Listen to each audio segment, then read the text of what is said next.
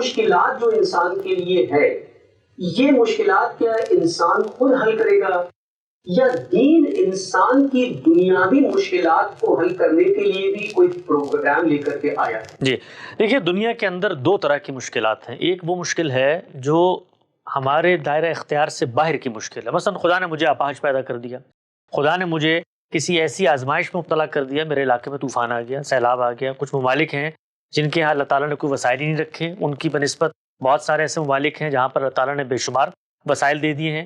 تو کچھ چیزیں یا کچھ مشکلات وہ ہیں جو ہماری خلقت سے جڑی ہوئی ہیں.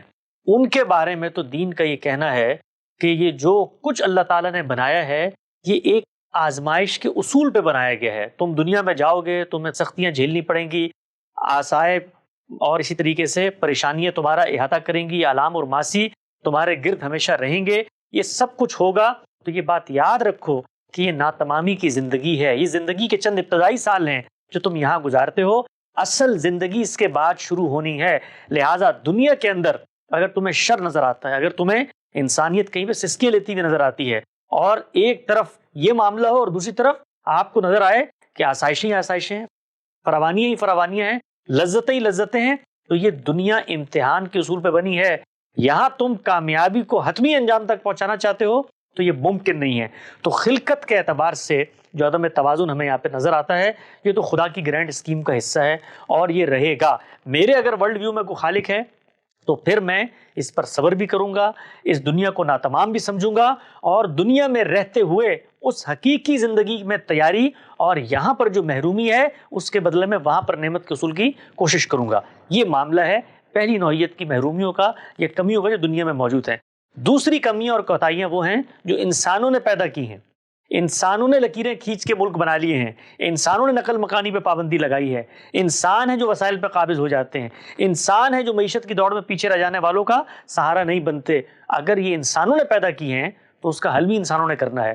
انسانوں نے بتانا ہے کہ آپ نے اگر یہ تقسیم غلط کی ہے تو اس کا متبادل کیا ہے. دین انسان کو یہ کہتا ہے کہ دنیا میں جب تم زیادتی کرتے ہو تو ان زیادتیوں کو سدھارو، ان کو درست کرو، اس لیے کہ تمہاری قائم کردہ زیادتی آخرت میں تمہیں مسئولیت کے جواب میں کھڑا کر دے گی. اب سدھارا کیسے جائے گا، کیسے ٹھیک کیا جائے گا، معیشت کیسے بہتر ہوگی، دنیا کے اندر مسلمان آباد ہیں وہ کیسے فخر سے سر اٹھا کے چل سکتے ہیں، یہ پھر دنیا کا موضوع ہے. اس میں پھر مجھے ہی محنت کرنی ہے. معیشت کو میں نے آگے بڑھانا ہے تو اس کے لیے میں نے دیکھنا ہے کہ ہمارا ملک ہے پاکستان، اس کی معیشت آگے نہ بڑھنے کی سامنے کی وجوہات ہیں. عدم استحکام ہے، حکومتوں کو چلنے نہیں دیا جاتا، آپ کے ملک کی جو پیداوار ہے وہ اس نوعیت کی نہیں ہوتی کہ بیرون ملک میں جا سکے، عالمی منڈیوں تک اس کی رسائی ہو. تو عقلی مسلمات ہوتے ہیں. غربت اس وقت دنیا میں جو آپ کو نظر آتی ہے، چند لوگوں کا دولت پر قبضہ نظر آتا ہے، یہ ملکوں نے جو سرحدیں کھینچ دی ہیں جس کی وجہ سے نقل مکانی پہ پابندی ہے اور سسکیاں لیتے ہوئے لوگ جو ہیں برما کے اندر اور مختلف مقامات پر مر جاتے ہیں. تو یہ ظلم تو انسان نے کیا ہے. تو دین ان کو مخاطب کرتا ہے، ان سے بات کرتا ہے، ان کو بتاتا ہے کہ تم اس ظلم کو ختم کرو، اس لیے کہ تمہارا ظلم تمہارے تزکیے کے خلاف ہے، اور تزکیے کے خلاف ہونا تمہیں آخرت میں نامراد کر دے گا.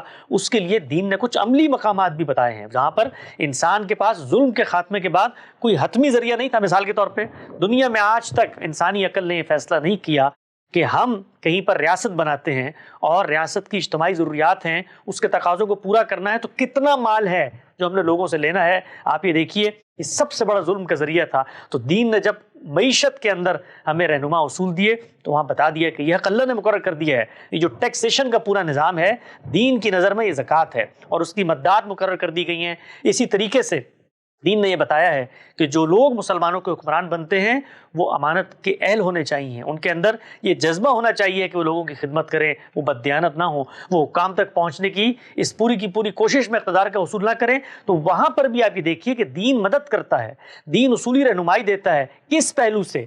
اس پہلو سے کہ تم نے آخرت میں اپنے آپ کو نامراد نہیں کرنا، اور دنیا کے اندر جن چیزوں میں تم فیصلہ نہیں کر سکتے تھے وہاں شریعت بھی دیتا ہے، قانون بھی دیتا ہے. لیکن میں آگے بڑھ کے کہتا ہوں کہ یہ سب کچھ زیادتی سے تو آپ کو روکے گا. دنیا میں اس کے بعد کامیابی کے کچھ مسلمہ اصول ہیں. معیشت کی دوڑ میں آپ پیچھے رہ گئے تو معیشت ایک سائنس ہے, اس سائنس پہ ہزاروں سال کا تعامل ہے, طلب و رسد کا قانون ہے. اس وقت دنیا کے اندر معیشت کو کیسے آگے بڑھانا ہے, اب ہمارے ملک کو آپ دیکھ لیجئے نا, وہاں پر ہمیں پتہ ہے کہ ہم کیوں ناکام ہوئے, معیشت کیوں ناکام ہوئی. ملک میں عدم استحکام ہے, سول ملٹری کشمکش ہے, کوئی حکومت کام نہیں کر سکتی, ریاست کا کوئی وجود نہیں ہے, آپ نے صنعتوں پر کوئی توجہ نہیں دی, تعلیمی معیار آپ کا گرا ہوا ہے, اخلاقی پستی کا آپ شکار ہیں. تو اس سب میں دین اصولی ہدایت تو دے گا, پھر آگے بڑھ کر انسان کو کچھ عملی اقدامات کرنے ہیں, ماڈلز کو اپنانا ہے. معیشت کے اس وقت دنیا میں 10 ماڈلز موجود ہیں, آپ نے کس ماڈل کو لے کے چلنا ہے؟ تو یہ سارا کا سارا کام دین کی اصولی ہدایت کی روشنی میں مسلمان کریں گے. لیکن دین کوئی نظام دیتا ہے, دین کوئی پورا کا پورا لاہ عمل دیتا ہے, تو یہ بڑی غلط فہمی ہے جو موجودہ دور میں بالخصوص دین کی جن لوگوں نے سیاسی تعبیر کی اور دین کو ریاست سے متعلق کر کے دنیا کا مسئلہ بنا کر پیش کیا, وہ لوگ یہ چیز پیش کرتے ہیں. دین کا حقیقت میں اس سے کوئی تعلق نہیں.